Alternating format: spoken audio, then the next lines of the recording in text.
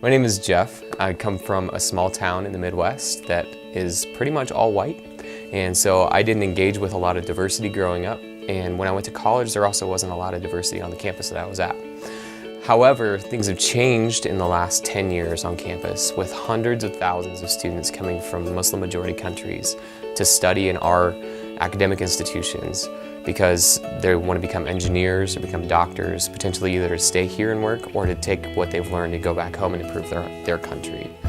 But what they're also expecting when they come over to the United States is to engage with Christianity and Christians. They're expecting that Christians will talk to them about what they believe.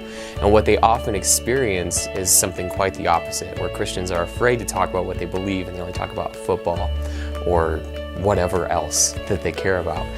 I was actually on a train in a city and I saw two Saudi Arabian students, and so I went up and talked to them naturally. And they told me that I was the only American person who had talked to them in 6 months, which I think is ridiculous. And what I want to do is I want to mobilize American Christian college students to engage in relationships with Muslim students that are coming here, because those students oftentimes are going to go back to their home country, and their encounter with American culture and with Christianity is going to change the way that they think about Christianity for the rest of their lives. And so what we have now is an opportunity to see American Christian college students engaged in relationships with Muslim students that are life-changing and life-giving.